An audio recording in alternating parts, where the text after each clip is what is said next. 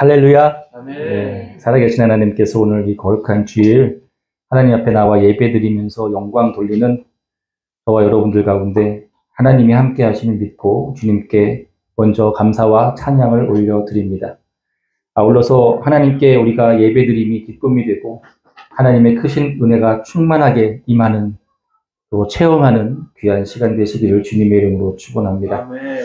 네, 이제 연말이 점점 다가오고 있습니다. 나라가 어수선하고 증시도 무너지고 경제도 어렵습니다. 다들 살기 힘들다고 난리가 났습니다. 그리고 어제 여의도 국회의사당 앞에 200만이 넘는 시민이 집결한 가운데 국회에서 대통령 탄핵이 가결되었습니다. 2주 정도의 시간을 보내는 동안 참 많은 일이 일어났던 것 같습니다. 어제 표결을 마치고 우원식 국회의장이 마지막으로 한 말이 제가 기억에 남더라고요. 어떻게 이야기를 했냐면 모든 국민들이 행복한 연말을 보내기를 바란다라고 하는 말이었습니다. 그렇습니다, 여러분. 다른 거 다 집어치우고 뭐가 어쨌든 뭐 사상이나 신념이나 뭐 이런 것들 다 집어치우고 그게 제일 중요한 것입니다. 우리가 행복하게 사는 게 제일 중요한 것이죠. 국민이 다 행복하게 사는 것, 어떻게 보면 단순하고 간단한 것인데 그걸 못해서 이 혼란스러운 일들이 벌어지는 것 같습니다. 그리고 그 안에는 공공의 이익을 저버리고 개인만을 위한 욕심과 탐욕스러움이 숨겨져 있다는 사실을 발견하게 됩니다. 하지만 다시 기도하기는 이제 정직함과 정의로운 그 밝은 곳으로 모두가 나아와서 단순하고 간단한 이 행복이 우리 삶에 좀 이루어지기를 기도하고 바랍니다. 부디 하루속히 이 혼란스러움이 회복되고 안정되길 기도해 주시기를 부탁드립니다. 네, 오늘은 교회력으로 대강절 세 번째 주일로 보냅니다. 그리고 오늘은 이런 의미에서 에베소서 5장 8절 이하의 말씀 함께 묵상해 보면서 밝은 곳으로 나아오십시오 라는 제목으로 함께 은혜를 나누도록 하겠습니다. 제가 좀 무거운 이야기를 했죠. 그래서 말씀이 들어가기 전에 우리가 재밌는 영상 한번 보고 하도록 하겠습니다.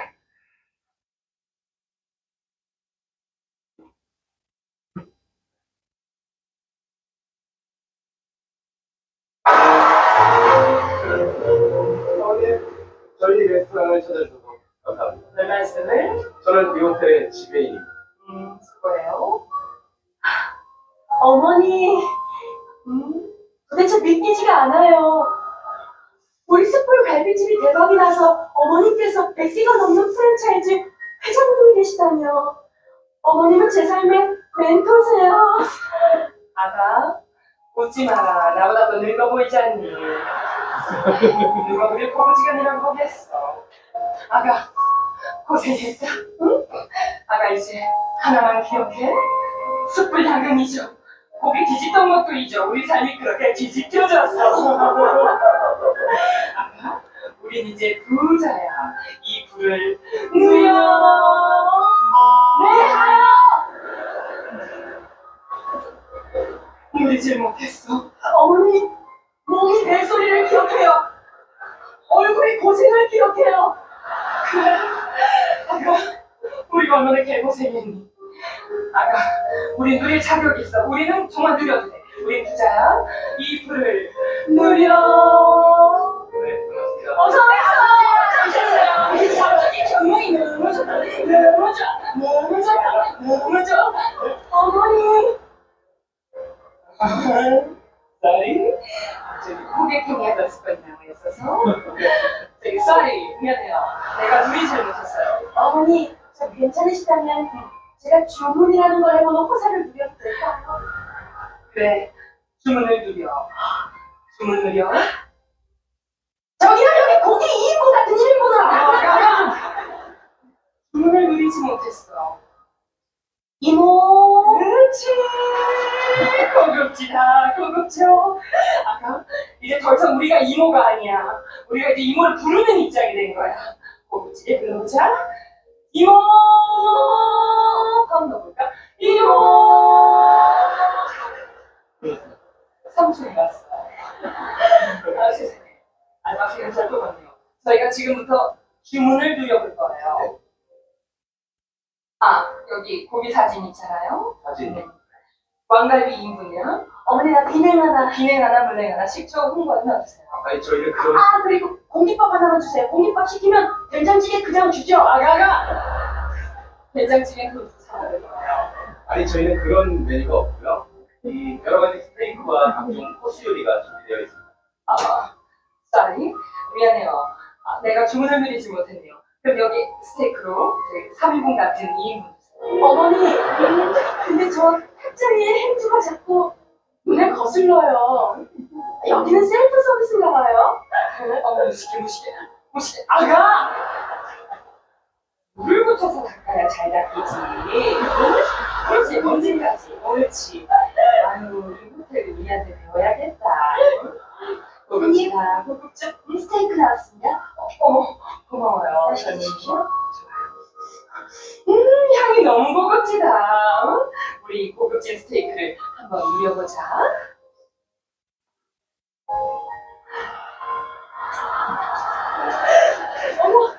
어머니, 나 어머니만 따라할 거야. 어머니만 그대로 따라할 거야. 아가. 목장갑을 껴줘야지. 어머니. 아이고, 그렇지, 고급지다. 어머니. 고급져. 어머니는 정말 제 삶의 멘토세요. 손잡지 마라. 같이 늙어 보이잖니. 이게 뭐야? 목에 피가 뚝뚝 떨어지네. 이거 더 좀 익혀달라게. 어머니, 괜찮으시다면 제가 컴플레인을 걸어보는 허상을 누려도 될까요? 컴플레인 누려. 마음껏 누려. 이봐요! 여기 지금 피가 철철 나는 걸 갖다 주면 어떻게 당신들도 피가 철철 나와요? 아가! 그렇게 컴플레인을 누리지 못하면 어떡하니? 명령 하나로 고급지게 누려야지. 잘 보여. 저기요. 네, 손님 부르셨습니까? 숯불 컴온. 아, 저희는 손님은 없고요. 오븐에 지금 가스레인지 컴온. 고기 익혀드리겠습니다. 어머 세상에, 언니 괜찮아요. 어머 세상에, 선생님이신가요? 죄송해요. 사원님을 제가 거부했어요. 자기가 죄송해요. 어머니. 쏘리, 저기 따당되는 습관이 있어서 쏘리, 미안해요. 네, 가서 계산서 하나 가져와요. 네, 알겠습니다. 가족이 돈밖에 없어요. 네. 예, 어머니, 지갑이 제가. 아가, 어머니. 그렇지, 고급지다. 어머니. 그렇지, 우리는 현철박치기지. 어머니, 돈 냄새 너무 향긋해요. 네, 돈 냄새 누려. 아가 행복하지? 행복해요. 이 불을 누려. 네, 여기까지 하겠습니다.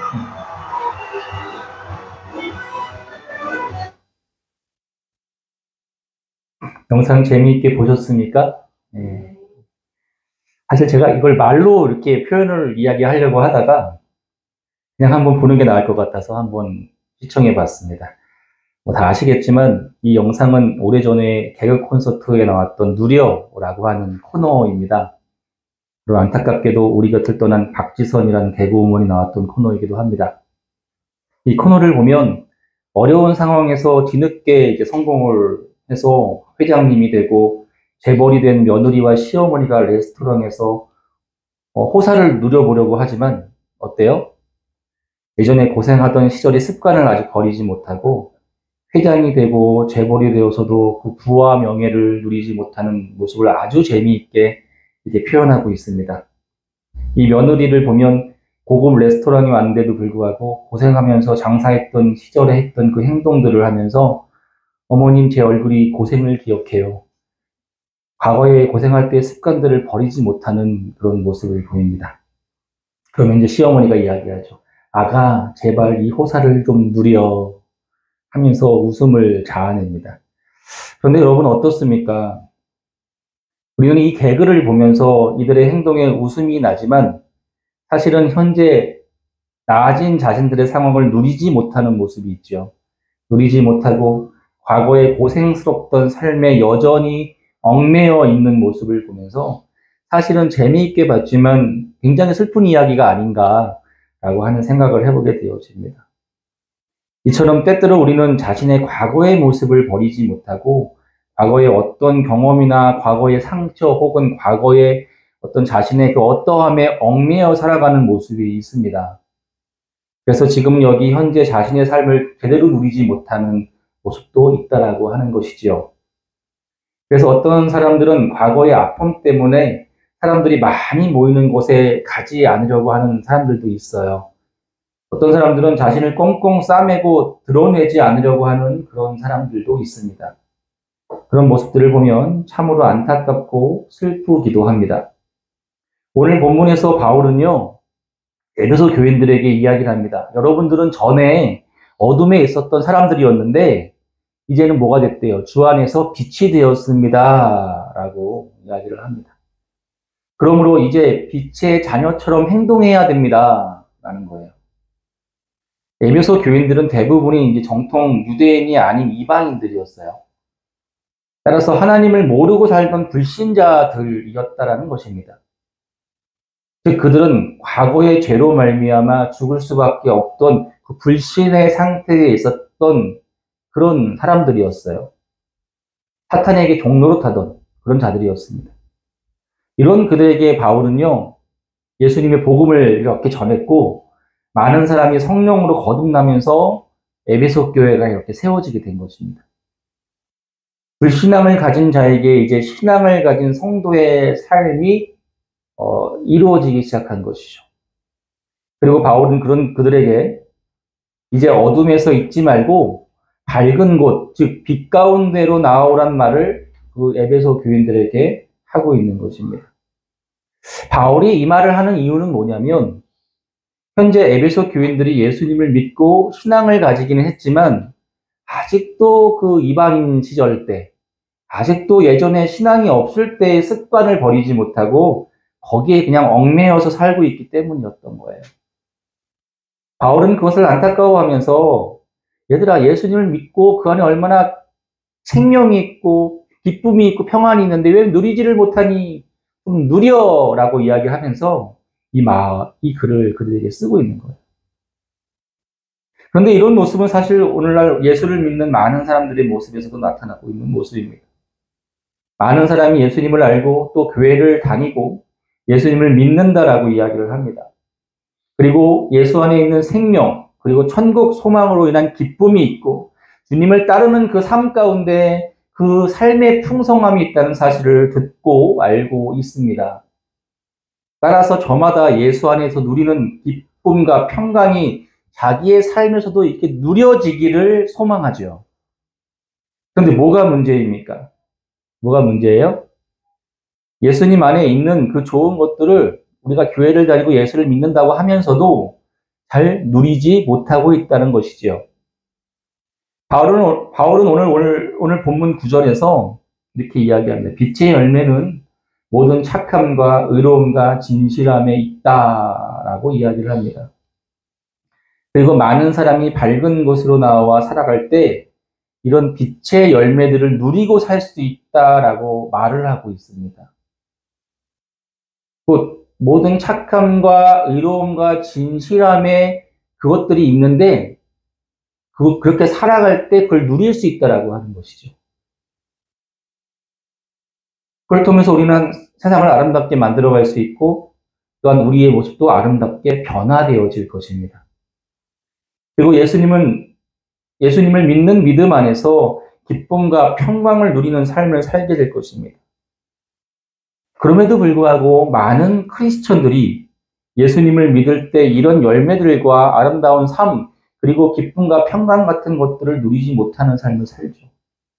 그래서 늘 이렇게 이야기를 합니다. 예수님을 믿으면 삶에 기쁨이 가득하고 평강이 있다라고 하는데 그 말은 거짓말 같아. 왜냐하면 적어도 나는 그렇지 않기 때문이야 라고 이야기를 합니다. 즉 예수님을 믿기는 하지만 그분이 주시는 기쁨과 평강을 잘 누리지는 못하고 있다는 것이죠. 왜입니까? 왜 그럴까요? 그것은 바로 내가 예수님을 믿지만 빛의 자녀로서 밝은 곳으로 나아오려고 하지 않기 때문에 그렇습니다. 그렇다면 많은 크리스천들이 예수님을 믿고 교회를 다니기는 하지만 빛의 자녀로서 밝은 곳으로 나아오지 않으려고 하는 이유가 무엇입니까? 저는 그것을 두 가지로 좀 이야기를 해봅니다. 첫째, 자신의 욕심으로 말미암아 예전의 습관을 버리지 못함으로 누리지 못하는 거예요. 오늘 본문 11절은 우리에게 이렇게 이야기를 하죠. 너희는 열매 없는 어둠의 일에 참여하지 말고 도리어 책망하라 라고 이야기합니다. 또한 12절에서 이렇게 이야기합니다. 그들이 은밀히 행하는 것들은 말하기도 부끄러운 것들이라 이렇게 이야기합니다. 이게 뭐예요? 어둠에서 행했던 일들이죠. 그걸 버려야 되는데 그걸 버리지 못하고 있는 것입니다. 여러분, 인간의 욕심이라고 하는 건 참으로 무서운 거예요. 그래서 우리는 욕심 때문에 사람들은 해서는 안 될 일들을 하곤 합니다. 사람을 죽이기도 하고 온갖 거짓말로 속이기도 합니다. 자신의 이익을 위해서 거짓을 말하기도 하고 또한 욕심을 채우기 위해서 불법을 저지르기도 합니다.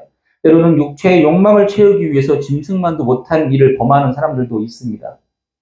이에 성경은 야고보서 1장 15절에서 욕심이 잉태한 즉 죄를 낳고 죄가 장성한 즉 사망을 낳느니라고 이야기하고 있죠. 우리의 욕심은 끝이 없습니다. 우리는 스스로 이것을 극복하고 이길 수 있을 것이라고 생각하지만 결코 우리 힘만으로 내 안에 있는 욕심을 이길 수가 없어요. 이것은 비단 예수님을 믿는 크리스천들이라고 예외는 아닙니다. 많은 크리스천들이 예수님을 믿으면서도 자신의 욕심을 더 앞세우는 경우들을 많이 보게 되어집니다. 그래서 이렇게 이야기를 합니다. 목사님, 시험만 붙으면 예배 빠지지 않고 교회에서 봉사할게요. 제가 대학만 가기만 하면 그렇게 할게요. 사업만 잘 되면 제가 주일 예배가 문제입니까? 11조도 열심히 하겠습니다라고 이야기하면서 주일 예배에 참여하지 않고 신앙생활을 게을리하는 모습들이 있습니다. 이게 무슨 말입니까? 한마디로 이렇게 이야기할 수 있어요. 자신이 욕심을 다 채우고 나면 그리고 나서 하나님 앞에 할 도리를 하겠습니다 라고 하는 것이죠. 언뜻 이게 뭐가 문제냐고 이야기할지 모르겠지만 이 말은 자신의 욕심이 채워지기까지, 내 욕심이 다 채워지기까지 나는 빛의 열매들은 맺지 않고 살아도 됩니다 라고 하는 말과도 같습니다.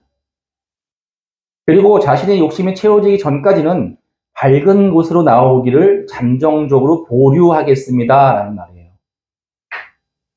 그렇게 해야 세상에서 잘 살 수 있다고 믿기 때문에 그렇습니다. 그리고 예수님께 예배드리고 신앙생활을 위해 투자하는 모든 시간과 물질이 허무하고 쓸데없는 낭비라고 생각을 합니다. 또한 그렇게 되니까 때때로 많은 크리스천들이 자신의 이러한 욕심을 채우기 위해서 불법을 저지르거나 일을 하거나 세상 사람들과 다르지 않은 모습으로 살아가는 것을 봅니다. 여러분들 보면은 정치 하시는 분들 막 나와서 막 불법을 저지르기도 하고 그런 모습들 많이 보지 않습니까? 그건 다 교회 권사하고 장로야. 그렇지 않아요? 예. 좀 안타깝죠. 그죠? 그러면서 부끄럽지도 않은 거. 내가 권사인데 말이야! 막 이러면서 이야기하는 분들도 계셔요. 너무 부끄럽죠. 그죠? 그럼 욕심 때문에 부끄러움도 모르는 거예요. 여러분, 그렇게 원하는 것을 다 얻으면 신앙생활을 잘하게 됩니까? 그런 경우는 별로 없습니다. 왜냐하면 다른 욕심이 또 생기기 때문에 그렇습니다. 그리고 그 때문에 밝은 곳으로 나오지 않고 어둠에 있기 때문인 거예요. 어둠에 있으면 그렇게 될 수밖에 없습니다. 그러니 예수님을 믿어도 빛의 열매를 맺지 못하고 기쁨과 평강의 삶을 누리지 못하는 거예요. 빛의 자녀다운 삶을 살면서도 여러분, 세상에서 자신이 하고 싶은 일을 할 수가 있어요. 오히려 밝은 곳에서 자기의 일을 하면 그 안에 덕이 있고 정직과 공의로 그 일을 할 수가 있습니다. 그곳에서 우리는 말씀에 나온 것 같이 착함과 의로움과 진실함이 열매를 맺을 수가 있는 거예요. 물론 세상적인 방법들보다 이익은 적을 수 있습니다. 손해를 볼 수도 있습니다. 하지만 이를 통해서 우리가 세상을 아름답게 만들고 우리 삶의 기쁨과 평강이 넘치게 될 것입니다. 즉 세상의 부와 명예는 누리지 못할지라도 또한 하나님의 은혜와 평강을 누리면서 그 안에 천국 소망을 가지고 영원한 생명을 내가 누리게 된다는 것입니다. 그렇게 세상을 아름답게 만드는 삶을 살아가게 되는 거예요. 제가 앞서 이야기했지만 여러분 국민들이 행복하게 살게 하는 것, 국민들이 걱정 없이 행복하게 살게 하는 것, 그것이 정치하는 사람들이 하는 일이죠. 그렇죠. 정말 단순해요. 어쩌면 정말 단순하고 간단한 일입니다. 그냥 행복하게 살게 해주면 되는 거예요, 국민들이.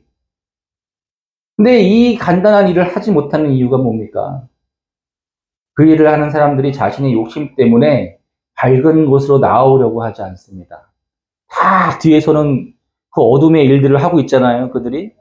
좀 밝은 곳으로 나와와서 정직하게 일을 하면 얼마나 좋겠어요. 그럼 다 행복해질 수 있는데, 다 어둠에서 그렇게 뒤에서 자신의 이익과 그걸 위해서 계속 그 작업들을 하잖아요. 국민들 모르게. 그리고 나서 들키면 감옥 가는 거죠. 특검 받고.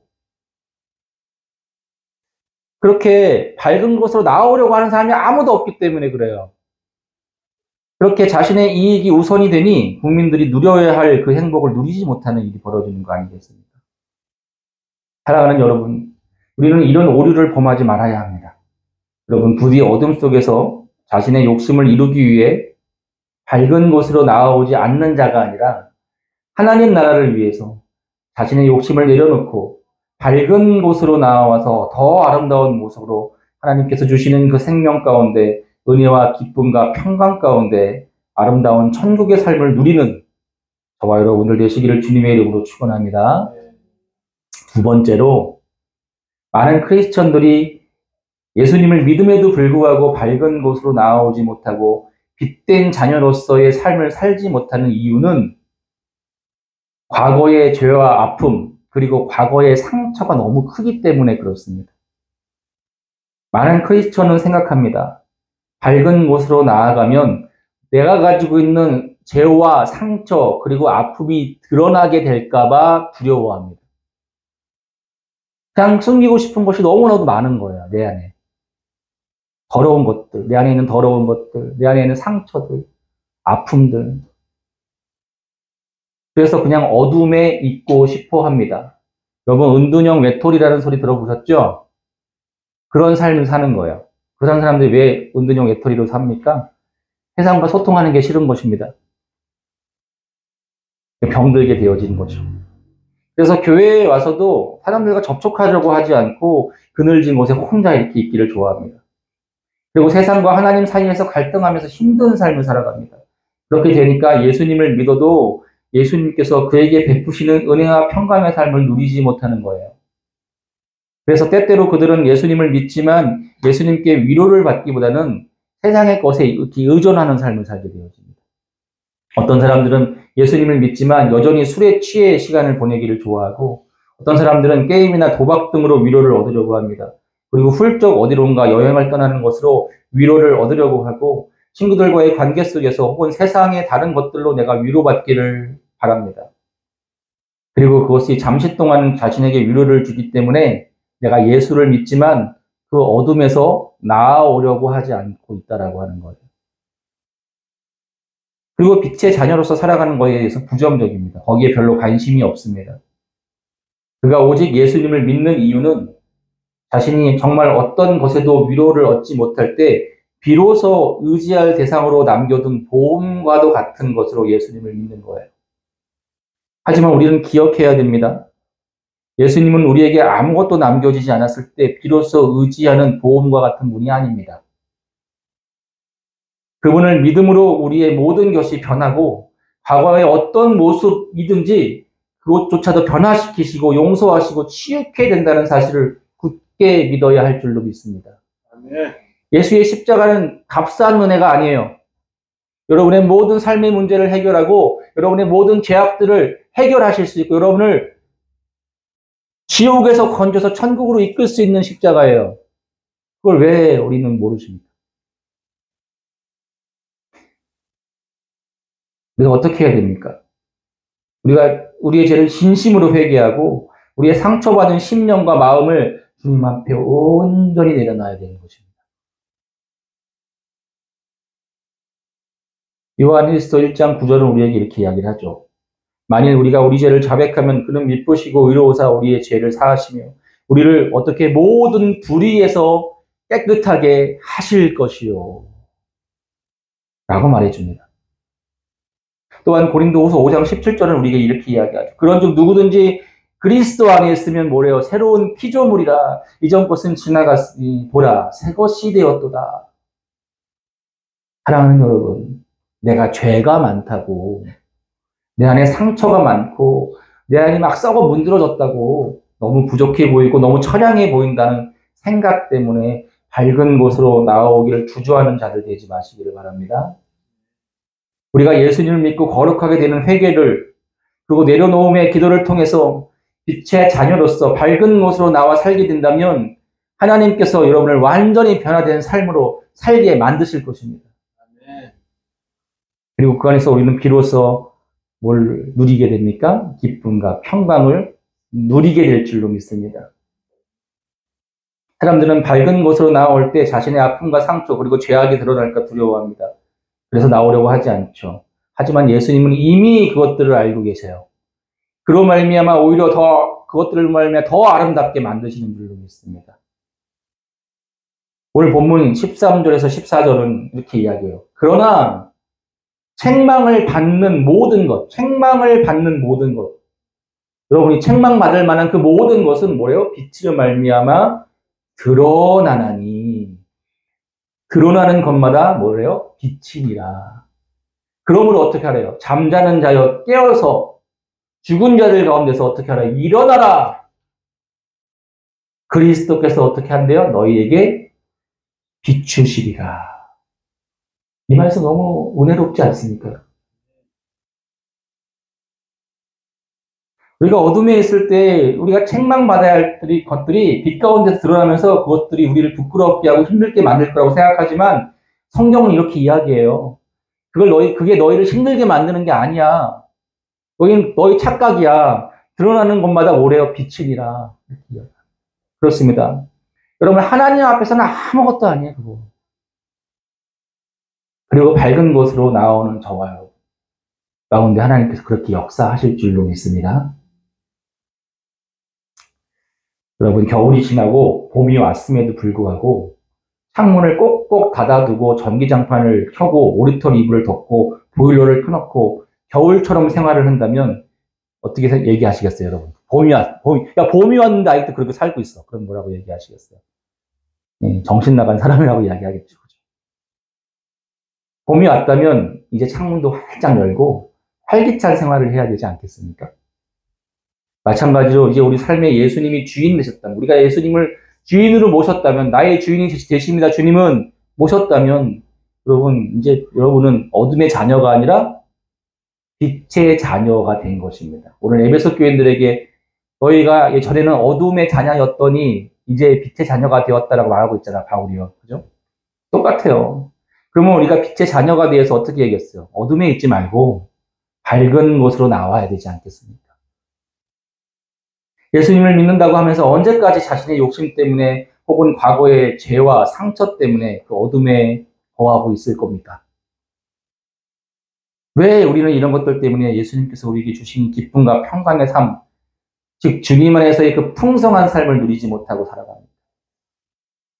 사랑하는 여러분, 꼭 우리가 예수님을 믿지만 아직 밝은 곳에서 빛의 자녀로서의 삶을 살지 못하고 어둠과 빛 가운데 갈등하는 자들이 있다면 오늘 담대하게 모든 것을 하나님께 내려놓고 빛의 자녀답게 밝은 곳으로 나아오시기를 주님의 이름으로 축원합니다. 그리고 빛의 열매를 맺을 때 여러분 밝은 곳으로 나온 빛의 열매를 맺을 수밖에 없어요. 하나님께서 비추시기 때문에, 우리를 위해서 비추시기 때문에 그리스도께서 그 빛의 열매를 맺을 때 우리 삶의 주님 안에서의 그 풍성한 삶을 누리게 되는 귀한 일들이 일어날 줄로 믿습니다. 오늘 본문 10절은 우리에게 이야기합니다. 주를 기쁘시게 할 것이 무엇이지 시험하여 보라. 이게 무슨 말이에요? 한번 해보라는 소리입니다. 한번 해봐, 얘들아. 한번 시험해봐. 한번 해봐. 겁내지 말고 한번 해봐. 주를 기쁘시게 할 것이 무엇이지 한번 시험하여 보라. 그럼 그렇게 살게 된다? 왜냐면 그게 좋은 거거든. 누려, 제발. 누려요. 예.